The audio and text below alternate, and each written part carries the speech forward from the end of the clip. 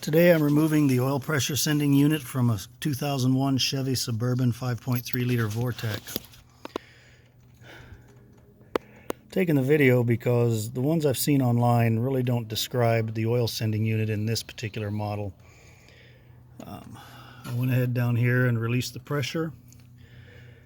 The top piece on here, which I've got sitting down here, is simply an 8mm bolt. You'll screw it up, you'll lift the top and pull it out, and that'll come off. Now, I went ahead and removed the fuel lines because getting back here, there's a piece right here that will gouge up your arm if you're trying to get it through. Now, maybe if your arm's not as big as mine, and mine's not quite that large, you might be okay, but it did tear it up a little bit.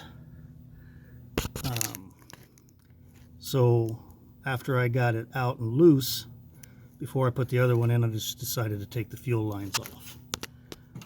These have little clips when they're attached to the fuel line that go in here and then press up here to kind of hold it in place. I just pull out from the back and forward, and those come out. And then I use a tool. This probably came from O'Reilly's or something. It's the larger side. And I put it around the line and press. And as I'm pressing in, my other hand's pulling that hose back off of the line right here, the metal tube. And that releases these lines. Gives us a little bit more room in there. You could probably take this one off if you wanted, but it's flexible enough that I'm just going to leave it on. So the reason I'm really making the video is this connector is the one that's on this unit. And this is different from the one in the other videos because there's no lock on it, no snap lock up at the top that they're talking about. This one's quite easier. You just put your finger underneath right here and pull out and then up on the connector, and that's free. And then you can get into the oil pressure sending unit. So when I pulled mine off, you know, trying to look on how to get that connector out, I twisted a little bit and it just broke right off. That made it easy to see what was going on and how to get it off. Yours may not break off, so looking at that clip while it's out and how it functions makes it a lot easier for you to take it off. Now, to take that out, I used a socket I bought off of probably Amazon, about $8 or $9. It's specifically for the oil sending unit. And I've got a set of wobble sockets that I've had that I purchased at Harbor Freight a while back. So I use those, and those come down here and allow you to get that off and on pretty easy right through here. Now, they talked about a screen that was in there, so either this one's been changed and didn't have a screen, or I just don't know what I'm doing as far as that goes, but I went in with the bolt down to try to catch the screen, as I seen on another video, but, you know, this bolt isn't small, but I found it going all the way down into the hole, and the hole's bigger than the head of the nut. So I got it down as far as I could, but nothing in there, so pulled it out. I'm assuming this year, or this model, doesn't have a screen for that. You may do more research and find out something different. Maybe somebody replaced this, took out the screen and just didn't put in another one. I don't know. So let me see if I can get the new oil pressure sending unit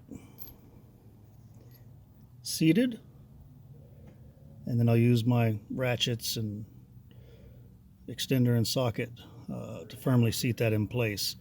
The only reason I really needed to change this out wasn't because it seemed to be malfunctioning, but because there was a leak dripping down through the transmission and of course onto the pavement, so I wanted to stop that. Just enough to be annoying and put oil spots in the driveway. So let me see if I can snake this back in here. There is enough room back here for me to seat that.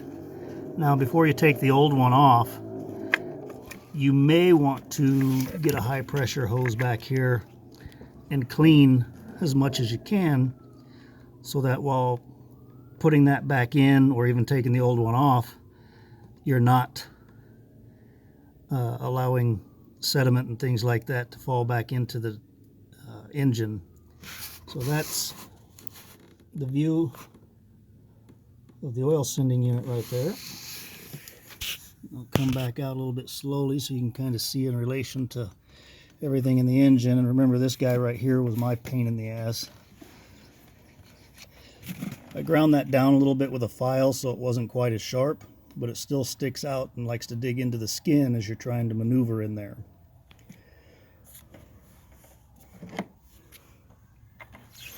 So we'll take our socket,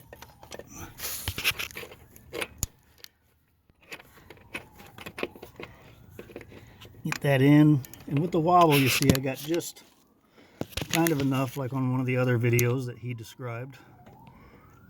He was also using the wobble extension, but I felt I needed another one here to make it a little bit easier for my ratchet.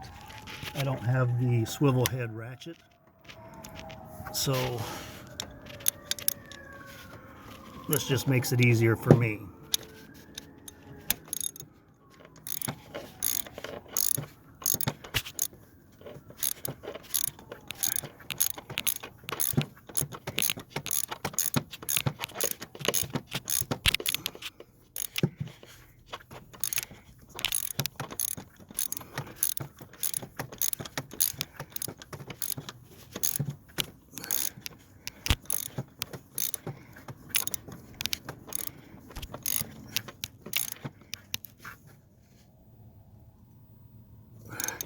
I don't want to go too tight because I don't want to break or strip the threads or anything like that.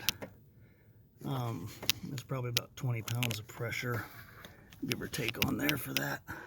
I don't know what the torque is on that. You'd have to look it up. And if you want to run a torque wrench in there, you know, do that yourself.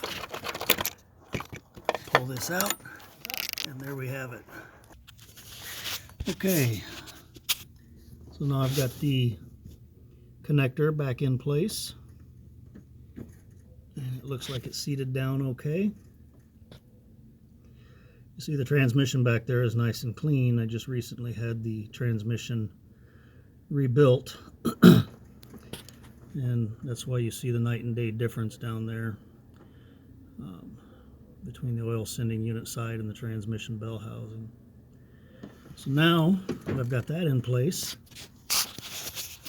we want to come back and connect the fuel lines. I'll do the bottom one first. And I just place this over here and push. I can hear it click. I'll do the same with the top one. Push. And there it clicks. And then the retainers, just put it in there. And then helps if we get both sides in, and then push to lock in place. Same with this one. Push to lock in place. Make sure your cap is over here on the Schrader valve.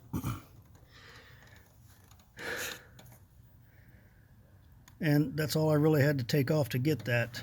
So although you can do it without removing those fuel lines, I can get my hand in here, but you'll notice this top piece really, you don't have a lot of room to deal with in there, especially trying to get that clip out.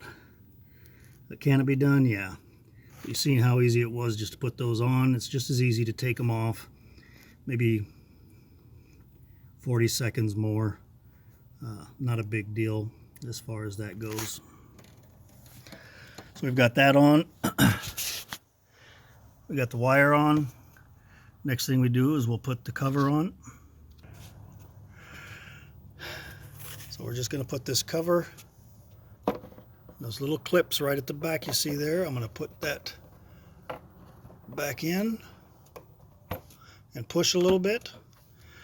And it's going to come down, and that's seated firmly. I say firmly, it pops, kind of goes into place. There's no popping or anything, but it's just there. Get that started in a little bit.